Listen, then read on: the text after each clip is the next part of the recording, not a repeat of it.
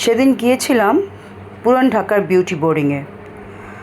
বাংলাদেশের ঢাকার একদম বাংলা বাজার ১ নং শ্রীশ দাস লেনে অবস্থিত এটি, এবং এটি দোতলা ভবন। এটি অনেক পুরনো একটি স্থাপত্য এবং এর সাথে জড়িয়ে আছে বাঙালির শিল্প সংস্কৃতি, বিভিন্ন গুণী মানুষদের এবং সাহিত্যিক রাজনৈতিক ইতিহাসের ভিত্তিভূমি বলে মনে করা হয় এই বিউটি বোর্ডিংকে। আমি যেহেতু জগন্নাথ ইউনিভার্সিটির স্টুডেন্ট ছিলাম এবং আমি বুলবুল ললিতকলা একাডেমির স্টুডেন্ট ছিলাম, আমি সেখানে আমি এবং আমার ভাই গান এবং চিত্রকলার ফাইন আর্টসের পড়াশোনা করেছিলাম। বা ৪-৫ বছর আমার পুরান ঢাকার এইসব জায়গায় ভ্রমণ করা খুবই সাধারণ ব্যাপার ছিল। তাই সেটা স্মৃতিচারণ করতে সেদিন চলে গিয়েছিলাম বাংলা বাজার এবং আমার কলিগদের সাথে। অ্যাকচুয়ালি সেখানে শপিং করার প্ল্যান ছিল। শপিং করার পরে আমরা লাঞ্চ করার জন্য আন্ডারগ্রাউন্ড বা অন্যান্য কোনো উল্লেখযোগ্য জায়গায় যেতে চেয়েও পরে বিউটি বোর্ডিংয়ে গেলাম, কারণ এখানে আমার কিছু স্মৃতি ছিল। আর অনেক বছর পর একটু সেটা দেখে আসলাম কী অবস্থা। যদিও এখন প্রায় অনেকটাই ভঙ্গুর বা পরিবর্তন হয়েছে, বাট একসময় এই বিউটি বোর্ডিং বাড়িটি ছিল নিঃসন্তান জমিদার সুধীর চন্দ্র দাসের। 1947 সালে ভারত বিভাগের পূর্বে সেখানে ছিল সোনার বাংলা পত্রিকার অফিস। কবি শামসুর রহমানের প্রথম কবিতা মুদ্রিত হয়েছিল এই পত্রিকায়। দেশ ভাগের সময় পত্রিকা অফিসটি কলকাতায় স্থানান্তরিত হয়। এরপর 1949 সালে দুই ভাই প্রহ্লাদ চন্দ্র সাহা ও নলিনী মোহন সাহা এই বাড়ি ভাড়া নিয়ে গড়ে তোলেন বিউটি বোর্ডিং। বাড়িটি 11 কাঠা জমির উপর প্রতিষ্ঠিত।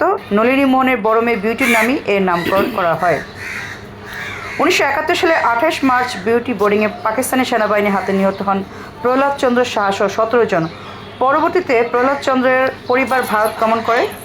বাংলাদেশ স্বাধীনতা লাভের পর 1972 সালে প্রহ্লাদ চন্দ্রের স্ত্রী শ্রীমতী প্রতিভা সাহা, দুই ছেলে সমর সাহা ও তারক সাহাকে নিয়ে বিউটি বোর্ডিং আবার চালু করেন। বিউটি বোর্ডিংয়ের মুখের আড্ডা আগের মতো না থাকলেও খাবার ঘরে এখনও খদ্দেরদের ভিড় থাকে, বিশেষ করে যারা পুরান ঢাকার আশেপাশে বইয়ের মার্কেট আছে সেখানকার নানা মানুষ আসে, এবং আমাদের মতো বেশ কিছু ভ্রমণ পিপাসু মানুষরাও আসে বা কখনো কখনো কালে বদলে স্মৃতিচারণ করতে আসে এইসব পুরনো সেই স্থাপনা দেখতে, যারা ভালোবাসেন, পছন্দ করেন, ইতিহাসকে যারা হাতড়ে বেড়ান। আর আমি যতদূর জানি এই বিউটি বোর্ডিং থেকে অনেক সাহিত্যিক, বুদ্ধিজীবী, শিল্পী, সাংবাদিক, চিত্র পরিচালক, নৃত্যশিল্পী, গায়ক, অভিনেতা সহ বিভিন্ন পেশার মানুষ জড়িত ছিলেন, যেমন শামসুর রহমান, ফজলে রোহানি, হেনা মোস্তফা কামাল, তারপর হামিদুর রহমান, আবুল হাসান, মহাদেব শাহ, হায়াত মাহমুদ, আহমদ সফা, আবু জাফর ওবায়দুল্লাহ,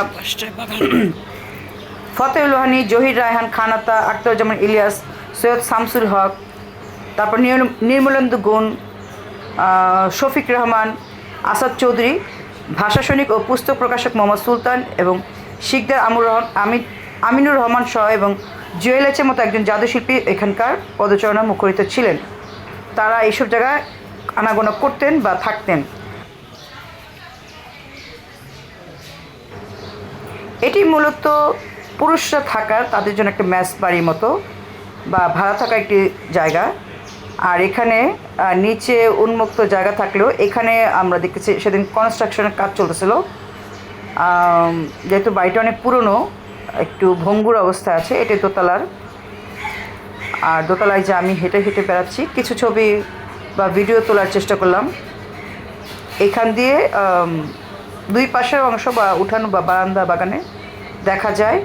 আর এই পাশেও একটি রুম আছে, ওই পাশে একটু ছোটো ছাদের মতো আছে, ওইদিকে ডান পাশে ওয়াশরুমে আছে। তো চাইলে অনেকেই সেখানে গিয়ে সুন্দর একটি সময় বা একটি দিন কাটাতে পারেন। এটি যে বারান্দার, এখানেও বেশ কিছু রুম আছে, এখানেও বেশ কিছু কক্ষ আছে এবং ডান পাশে মেবি মোমবাতি বা প্রদীপ রাখার জায়গা আছে।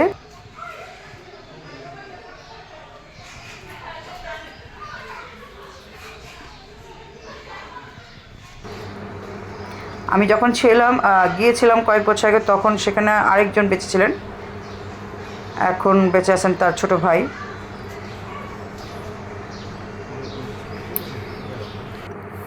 এটি পাশে দোতলার, এখান দিয়ে সিঁড়ি দিয়ে হয়েছে, সেই আগের দিনের সিঁড়িগুলো, ফ্লোরগুলো ফেটে গেছে, কিছু গাছপালা ছিল, এখন একটু কম। আর এখানে খনন কাজ চলতেছে, একটু দুর্গন্ধ হচ্ছিল যেহেতু মেবি সুয়ারেজ লাইনের রান্নাঘর। তারপর আমি এখানে বের হয়ে আসি। এই ডান পাশেই ছিল কিচেন বা যেখানে খাবার ঘর, বাম পাশে হয়তো অফিস কক্ষ বা আরও কিছু আছে, এখানে আমরা যাইনি বা প্রয়োজন মনে করি। এখানে আমাদের টিচার্সরা, আচ্ছা চা কফি যেটা আমরা ম্যাডামরা কলেজে, আমরা আসলে বাংলা বাজার বই কিনতে গেছিলাম আমাদের শিক্ষা প্রতিষ্ঠানের জন্য। তখন কালচারাল প্রোগ্রাম, স্পোর্টস প্রোগ্রাম, মিলাদ প্রোগ্রামের জন্য আমাদের বই দরকার ছিল গিফট হিসেবে। তো সেগুলো কেনাকাটার পরেই মূলত আমরা দুপুরে সেখানে বিউটি বোর্ডিং গিয়েছিলাম।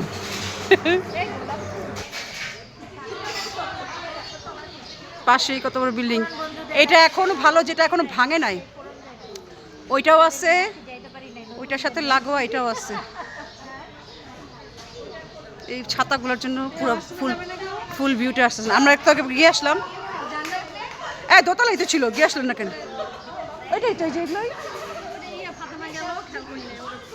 হ্যাঁ। এটা হচ্ছে বাইরের ব্যানারটা, অতিথিদের শুভেচ্ছা এবং অভিনন্দন। এখানে ফোন নাম্বার এবং তাদের ওয়েবসাইট, ইমেল নাম্বার, যদি কারো প্রয়োজন হয় কখনো কন্ট্যাক্ট করতে পারেন। যদি অধিক মানুষ খেতে চান বা কোনো ট্যুর বা এমন কোনো আছে যে গ্রুপে যাচ্ছেন, তাহলে হঠাৎ করে যাতে খাবারের সংকট না হয় আগেও জানাতে পারেন, অথবা আপনার যদি কোনো রিকোয়ারমেন্ট থাকে। এটি ভিতরের অংশ, আগের দিনে সেই ছাদগুলো, দেয়াল, বেশ কিছু ছবি স্থাপনা। আমি একটু দূর থেকেই ছবি তুলেছি, হয়তো সব তথ্য এত স্পষ্ট থাকবে না। বাইরে বাগানটা আগে অবশ্য এরকম ছিল না, বসার ব্যবস্থা ছিল না, এখন একটু চা কফি খাওয়ার জন্য ব্যবস্থা করে দিয়েছে। এটাও ভালো, যারা বিকেলে সন্ধ্যায় বসে রাত পর্যন্ত তাদের সুন্দর সময় কাটে। ওরা রেটিং কি ছিল? 5 স্টার। যে এখানে নাকি তারা 5 স্টার কী যেন পেয়েছিলেন, আমি আসলে এত ডিটেলস আলাপ করার সময় পাইনি।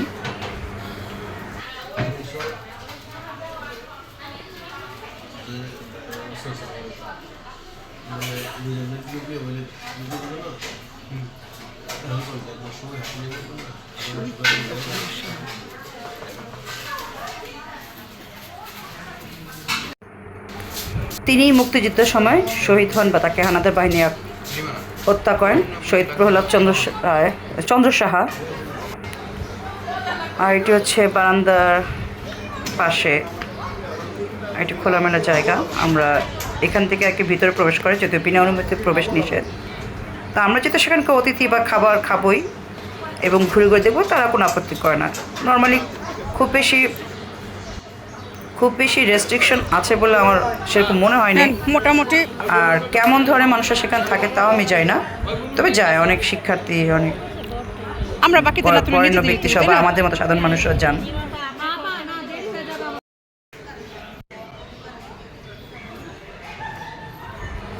এখানে পাশে একটি বিল্ডিংয়ের ভবন স্থাপনা, গেট, বাইর হওয়ার বা প্রবেশের গেট এটা। আর এটি একটি দ্বিতল বা ত্রিতল ভবন, কিন্তু এখানে এখন মনে হয় পুলিশ থাকে, পুলিশের ফাঁড়ি বা কিছু একটা। আর এই ভবনটির এতটাই করুণ অবস্থা, আর এর সাথেই বিউটি বোর্ডিংয়ের বিল্ডিংটাও লাগাও, যার কারণে ছাদের যাওয়ার সিঁড়িটা বন্ধ, বা ওইখানকার কোনো কারণে হয়তো বিপজ্জনক হতে পারে। আমি একটু গাছপালার ভিতর দিয়ে একটু এই ইটের যে শৈল্পিক নকশাগুলো, যে কীভাবে ইটগুলোকে, কারণ আগের দিনে তো সেরকম সিমেন্টের বা রডের পাইলিং দিয়ে তো বিল্ডিং করা হতো না, ইটের বা কোনো বিশেষ মাটি বা এই ধরনের সিমেন্ট না হোক অন্য কিছু না কিছু ছিল, যার কারণে মিশ্রিত করে এই ধরনের দোতলা ভবনগুলো, তিনতলা ভবনগুলো জমিদার বাড়ি বা সাধারণ মানুষরা তৈরি করতেন বা পুরনো ঢাকার মানুষরা। তো আমি ওইটাই দেখার জন্য একটু কাছে থেকে একটু ভালো করে ভিডিও করলাম। আর এই পাশে কিছু অতিরিক্ত জিনিসপত্র বা একটু জঞ্জালের মতো, আবর্জনার মতো হয়ে আছে। উপর থেকে গাছগুলো তুললাম, নিচ থেকে বড় গাছগুলো। এ পাশটা আপাতত একটা পরিত্যক্ত অবস্থা আছে, হয়তো পরবর্তীতে একটু গোছালো করবে সুন্দর। এখন যেহেতু কাজ করতেছে মেরামতের, তাই এই সাইডটা একটু নোংরা অবস্থা আছে। তারপর আমি সেখানে গেলাম।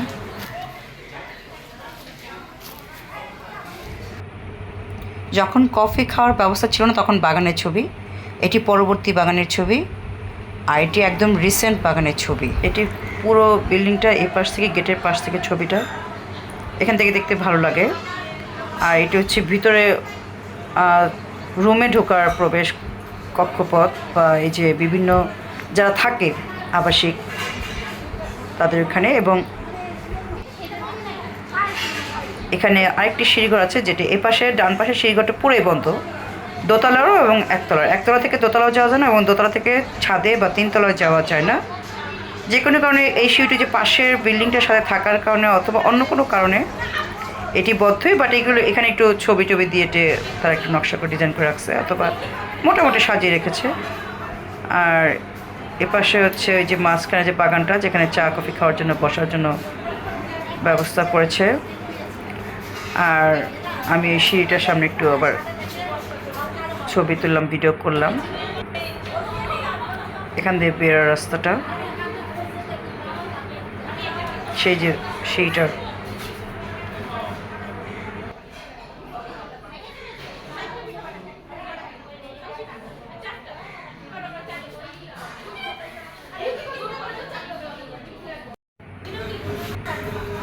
এটি হাত ধোয়ার জায়গা। পুরনো দিনের স্থাপত্যশৈলী একটি ছাদের নিচের অংশ, যারা জানে না তারা একটু দেখে নিতে পারে কেমন ছিল সেই সময়ের ঘরবাড়িগুলোর স্থাপনা।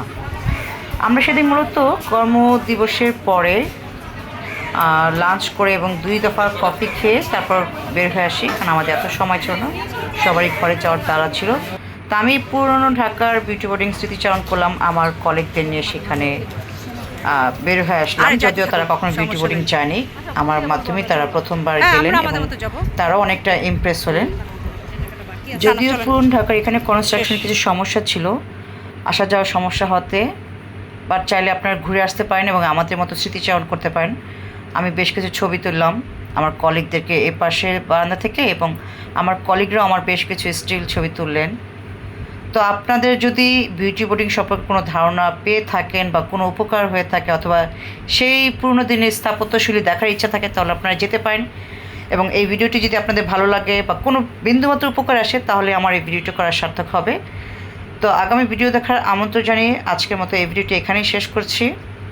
আমার এই প্রয়াস যদি আপনাদের কাছে ভালো লাগে, তাহলে আপনারা লাইক, কমেন্টস, শেয়ার করতে পারেন, সাবস্ক্রাইব করতে পারেন। সেলফির মধ্যেই নিচ্ছি। ধন্যবাদ। এই যে 4 জন একসাথে আসছে, এই তো এবার ঠিক আছে 4 জন।